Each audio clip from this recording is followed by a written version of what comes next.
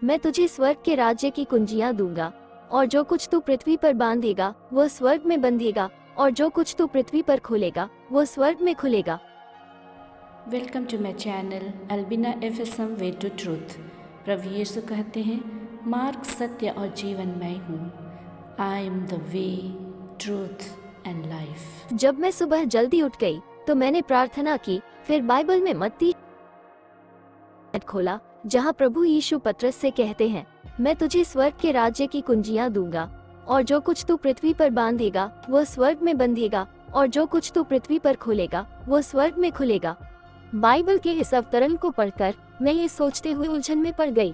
पतरस ने कोई महान काम नहीं किया और न ही उसके लिखे पत्र ही बहुत प्रसिद्ध थे। उस पर जब प्रभु यीशु को गिरफ्तार किया गया और वे सुनवाई के लिए खड़े हुए तो पतरस ने उन्हें 3 बार अस्वीकार कर दिया। प्रभु ने अन्य शिष्यों को स्वर्ग के राज्य की चाबियां क्यों नहीं दी, केवल पतरस को ही क्यों दी?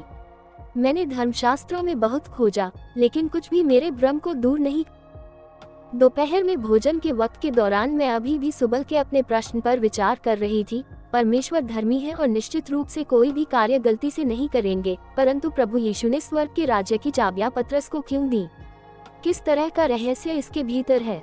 मैंने एक ऐसे सहकर्मी से परामर्श किया जिसने कई वर्षों तक प्रभु में विश्वास किया था, ताकि मैं इस पर स्पष्टता प्राप्त कर सकूं। मेरा सहकर्मी मुस्कुराया और उसने कहा, प्रभु ने स्वर्ग के राज्य की चाबियां पतरस को दी क्योंकि परमेश्वर ने उसे चुना था। तो प्रभु ने पतरस पर अति कृपा क्यों की? मेरे चकराए भाव को देखते हुए उसने पूछा, क्या तुम्हें याद है कि जब यीशु ने अपने शिष्यों से पूछा कि वे कौन हैं, तो पतरस ने क्या जवाब दिया था? मैंने कहा, शमौन, पतरस ने उत्तर दिया, तू जीवते परमेश्वर का पुत्र मसीह है। मेरे सहकर्मी ने अपना सिर स्वीकृति में हिलाया और आगे कहा, ये सही है। प्रभु यीशु के 12 शिष्यों में से केवल पतरस को पवित्र आत्मा की प्रबुद्धता प्राप्त हुई और उसने पहचाना कि प्रभु यीशु ही वो मसीह थे जिनके आने की भविष्यवाणी की गई थी। जब प्रभु यीशु ने कहा कि वे जीवन की रोटी थे और लोगों को अनंत जीवन पाने के लिए केवल उनके शरीर को खाने और उनका लहू पीने की जरूरत है, तो कुछ लोगों ने धारणाएं बना ली और प्रभु का अनुसरण करना छोड़ दिया। केवल पतरस ने कहा, प्रभु, हम किसके पास जाएं? अनंत जीवन की बातें तो तेरे ही पास हैं, और हमने विश्वास किया और जान गए हैं कि परमेश्वर का पवित्र जन तू ही है। इन 2 घटनाओं से हम देख सकते हैं कि पतरस को प्रभु यीशु के काम और वचनों से उनकी सच्ची समझ थी कि वह पूरी तरह से निश्चित था कि प्रभु यीशु ही मसीह थे और अनंत जीवन का मार्ग थे।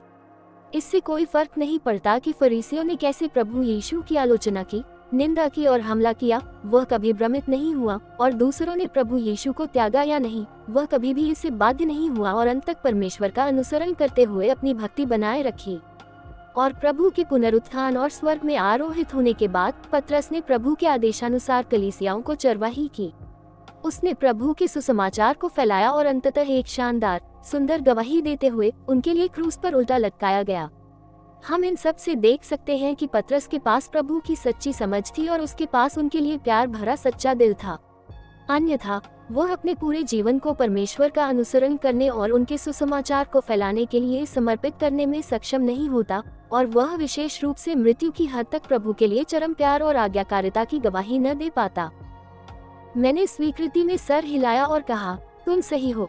12 शिष्यों में से केवल पतरस ने ये स्वीकार किया कि प्रभु यीशु ही मसीह थे, और केवल पतरस को उनके लिए क्रूस पर उल्टा लटकाया गया था।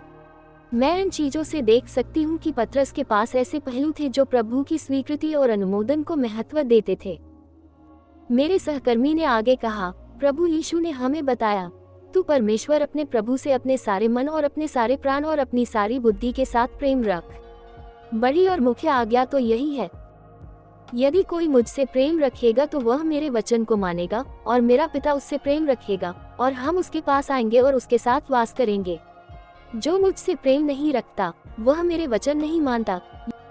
जो मुझसे हे प्रभु कहता है, उनमें से हर एक स्वर्ग के राज्य में प्रवेश न करेगा, परंतु वही जो मेरे स्वर्गीय पिता की इच्छा पर चलता है। प्रभु के वचनों से स्पष्ट था कि उनकी अपेक्षा यह है कि हम सभी उन्हें अपने पूरे दिल और दिमाग से प्यार करें, उनके वचनों के अनुसार अभ्यास करें और प्रभु के दिखाए मार्ग पर बने रहें। ये हमारे लिए उनकी अपेक्षाएं हैं और यही उनकी प्रशंसा पाने और स्वर्ग के राज्य में प्रवेश करने के लिए मानक हैं।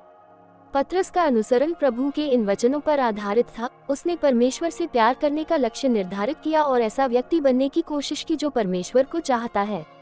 जब प्रभु यीशु को गतसमनी के बगीचे में गिरफ्तार किया गया था, तो पतरस महायाजक के दास के कान को काटकर उन्हें बचाने के लिए आगे बढ़ा था। यद्यपि पतरस का ऐसा करना काफी लापरवाही भरा था, लेकिन ये हमें दिखाता है कि वह एक खतरे के पल में आगे आया, कि वह सच में अपने दिल में प्रभु से प्यार करता था और वास्तव में उनकी रक्षा करना चाहता था। यद्यपि पतरस ने 3 बार प्रभु को इनकार किया था, पश्चाताप करने और खुद से घृणा करने के अलावा उसने अपनी विफलता के कारण पर विचार करने के लिए भी उस अवसर का इस्तेमाल किया। उसने देखा कि भले ही उसमें प्रभु के लिए अपना जीवन देने की इच्छा थी, उसके पास प्रभु के लिए सच्चे प्यार की वास्तविकता या उनके लिए अपना जीवन देने की वास्तविकता नहीं थी। वह अभी भी मृत्यु की बाधाओं के अधीन था और उसने अपनी जिंदगी दांव पर लगाने की हिम्मत नहीं की। इस प्रकार उसने अपने भविष्य की खोज के लिए अपना लक्ष्य स्थापित कर लिया कि अपने बाकी जीवन में वह केवल प्रभु से प्यार और उन्हें संतुष्ट करने की खोज करेगा।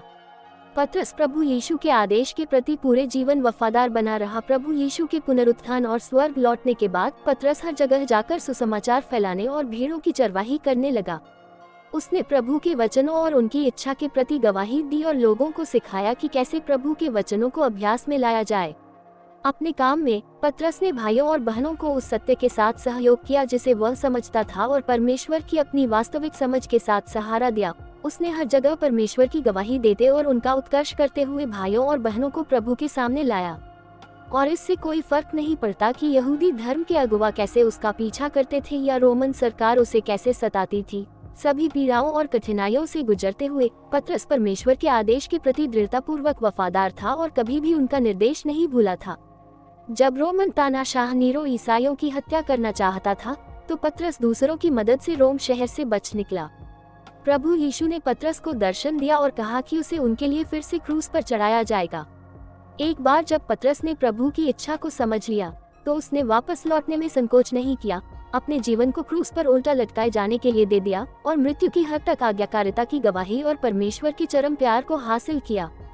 पतरस एक ऐसा व्यक्ति था जिसने प्रभु से प्यार किया और स्वर्गीय पिता की इच्छा पूरी की और उसकी खोज को परमेश्वर की मंजूरी प्राप्त हुई। मेरे सहकर्मी की बातों को सुनने के बाद मुझे अचानक एहसास हुआ, वाह!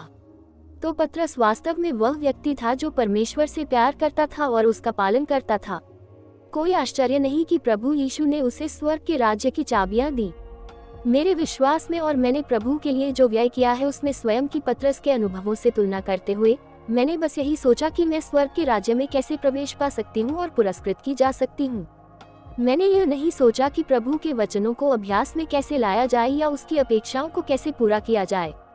मेरे काम में मैंने यह नहीं सोचा कि भाइयों और बहनों के साथ प्रभु की इच्छा का कैसे संवाद करना है और सुसमाचार का प्रचार करने के दौरान जब मुझे कठिनाइयों का सामना करना पड़ता है और मैं अपने भाइयों और बहनों का समर्थन नहीं कर पाती हूँ, तो मैं नकारात्मक और कमजोर हो जाती हूँ, प्रभु में अपना विश्वास खो देती हूँ। केवल अब पतरस से खुद की तुलना करने पर मैंने देखा कि मैं वास्तव में वो नहीं हूँ जो प्रभु से प्यार करता है। पतरस की गवाही वास्तव में कुछ ऐसी है जिसका हमें अनुकरण करना चाहिए। तो पतरस ने आमतौर पर प्रभु को जानने और प्यार करने की खोज कैसे करता था। मुझे ये कहते हुए सुनकर मेरे सहकर्मी ने खुशी से अपना टैबलेट निकाला और मुझसे कहा, मैंने एक सुसमाचार की वेबसाइट पर पतरस ने प्रभु को कैसे जाना और प्यार किया, इस पर कुछ अवतरण पड़े हैं। इसे काफी स्पष्ट रूप से समझाया गया है। आओ इसे साथ में पढ़ें। पतरस ने कुछ वर्षों तक यीशु का अनुगमन किया और उसने यीशु में अनेक बातों को देखा जो लोगों के पास नहीं थी। उसके जीवन में यीशु के प्रत्येक कार्य ने उसके लिए एक उदाहरण के रूप में कार्य किया और विशेषतः यीशु के उपदेश उसके हृदय में बस गए थे। वह यीशु के प्रति अत्यधिक विचारशील और समर्पित था और उसने यीशु के बारे में कभी शिकायत नहीं की थी। इसीलिए जहाँ कहीं यीशु गया वह यीशु का विश्वासयोग्य सहयोगी बन गया। पतरस ने यीशु की शिक्षाओं, उसके नम्र शब्दों, वह क्या खाता था, क्या पहनता था, उसकी दिनचर्या और उसकी यात्राओं पर ध्यान दिया। उसने प्रत्येक रीति से यीशु के उदाहरणों का अनुगमन किया। वह पाखंडी नहीं था, परंतु उसने अपनी सभी पुरानी बातें उतार कर फेंक दी थी और कथनी और करनी में यीशु के उदाहरण का अनुगमन किया था। तभी उसे अनुभव हुआ कि आकाशमंडल और पृथ्वी और सभी वस्तुएं सर्वशक्तिमान के हाथों में थी और इसी कारण उसकी अपनी कोई पसंद नहीं थी, परंतु अपने उदाहरण के रूप में प्रत्येक कार्य वैसे ही किया जैसे यीशु करता था। संपूर्ण ब्रह्मांड के लिए परमेश्वर की कथन वचन देह में प्रकट होता है कि पतरस के जीवन पर। कुछ समय के अनुभव के बाद पतरस ने यीशु में परमेश्वर के बहुत सारे कार्यों को देखा, परमेश्वर की सुंदरता को देखा और यीशु में परमेश्वर की बहुत कुछ समानता को देखा था। इसलिए भी उसने ये देखा कि यीशु के वचनों को कोई मनुष्य नहीं बोल सकता था और उसके कार्यों को कोई और मनुष्य नहीं कर सकता था। इसके अलावा यीशु के वचनों और कार्यों में पतरस ने परमेश्वर के अधिकांश ज्ञान और बहुत ही अलौकिक कार्यों को देखा। अपने अनुभवों के दौरान उसने न सिर्फ अपने आप जाना, परंतु यीशु के कार्यों को भी देखने पर अपना ध्यान केंद्रित किया, जिससे उसने कई नई बातों को खोजा, यानी कि परमेश्वर द्वारा यीशु के माध्यम से किए गए कार्य में व्यवहारिक परमेश्वर के कई सारे भाव थे और यीशु के वचनों, कार्यों और कलीसियों की चरवाही करने के तरीके और उसके द्वारा किए जाने वाले कार्य साधारण मनुष्य से पूरी तरह से भिन्न थे। इस प्रकार से यीशु से उसने कई पाठ सीखे जो उसे सीखने चाहिए थे और यीशु को क्रूस पर चढ़ाए जाने के समय तक उसने यीशु के बारे में कुछ ज्ञान प्राप्त कर लिया था, ज्ञान जिसके आधार पर वह यीशु के लिए जीवन भर वफादार बना रह सका और यीशु के लिए क्रूस पर उल्टा भी लटक सकता था। यही कारण है कि प्रभु यीशु ने स्वर्ग के राज्य की चाबियां उसे दी।